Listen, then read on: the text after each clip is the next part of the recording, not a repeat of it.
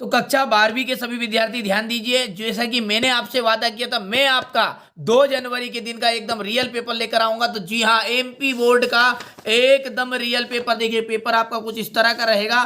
तो हम बिना किसी देरी के देखिए पूरे पेपर के सॉल्यूशन को समझते हैं। तो पहला प्रश्न देखिए, ध्यान से समझिएगा, ठीक है।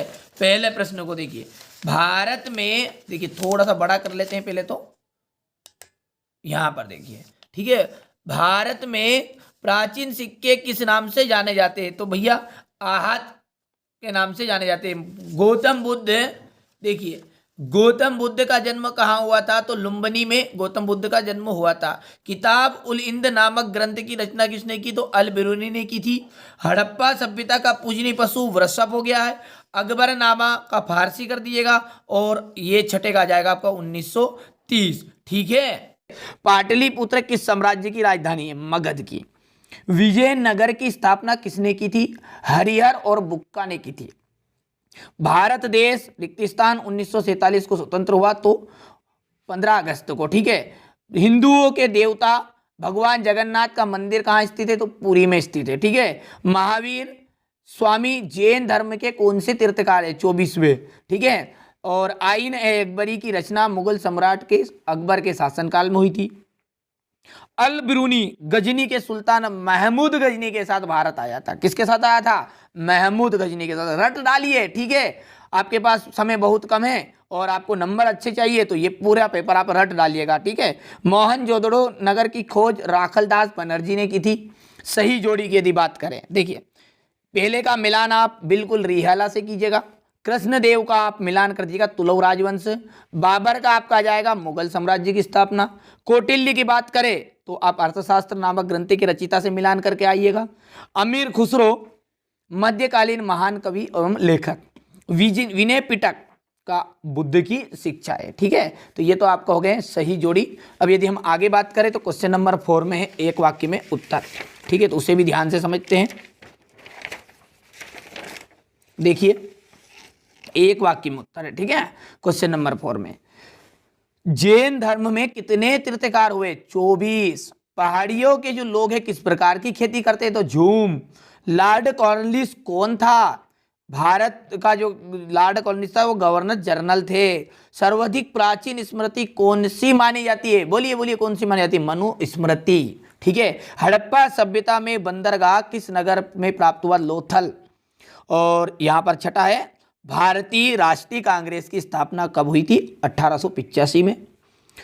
अल बिरूनी का वास्तविक नाम की यदि बात करें तो अबू रिहान था। क्या था? अबू रिहान। चलिए सत्य सत्य, मौर्य शासक अपने नाम के आगे देवपुत्र की उपाधि लगाते थे? देखिए वो नहीं लगाते थे, असत्य बात होगी। महात्मा बुद्ध आत्मा के अस्तित्व पर विश्वास नहीं करते थे? एकदम राइट बात है। 1929 ईस्वी की यदि बात करें तो कांग्रेस ने अपना वार्षिक अधिवेशन लाहौर में किया? बिल्कुल एकदम राइट है।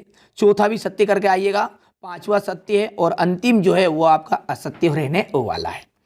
क्वेश्चन नंबर 6 को पढ़िए। हड़प्पा सभ्यता के लोगों के शिल्पकारियों के नाम बताने, कोई 2, ठीक है। हड़प्पा ही लोगों द्वारा प्रयोग किए जाने वाले यातायात के साधनों के नाम आपको बताने हैं। यही हुबहू पेपर आपका अर्धवार्षिक परीक्षा के एग्जाम हॉल में एमपी बोर्ड में आपको सभी जिलों में उपलब्ध कराया जाएगा, ठीक है। भारतीय संविधान में अनुच्छेद 356 का अर्थ क्या है? उल्मा कौन थे? सटिया क्या है? संक्षेप में बताना है। हरिहर और बुक्का ने किस राज्य की स्थापना की थी? क्रिप्स मिशन कब भारत आया? यहां से देखिए अब क्वेश्चन नंबर 11 है। और अगला यदि बात करें तो यहां पर देखिए पूरा पेपर मैं आपको बता रहा हूं पहले ही, ठीक है, क्योंकि यहाँ पर चैनल से थोड़े समय के बाद में डिलीट भी हो जाएगा। तो आप ध्यान से समझिएगा, अपने खास दोस्तों के साथ तुरंत ही इसको शेयर भी कर दीजिएगा, ठीक है। तो यहाँ पर देखिए क्वेश्चन नंबर 13 तक आपने स्क्रीनशॉट ले लिए होंगे। 14वां जो प्रश्न है, मौर्य साम्राज्य के 5 प्रमुख राजनीतिक केंद्रों के नाम आपको बताने हैं। बाहिर विभाग क्या होता है? गोत्र शब्द से आपका क्या अभिप्राय है? अशोक के धम्म की विशेषताएं आपको बतानी है। हम्पी की खोज के संबंध में एक टिप्पणी, ठीक है। इसके बाद में यहाँ पर क्वेश्चन नंबर 18, भक्ति आंदोलनों की उत्पत्ति के कारणों की विवेचना। महात्मा बुद्ध के जीवन से जुड़े 4 प्रमुख स्थलों का वर्णन करना है। क्वेश्चन नंबर 20 देखिए, 1857 के विद्रोह में सैनिक कारणों की विवेचना करनी है।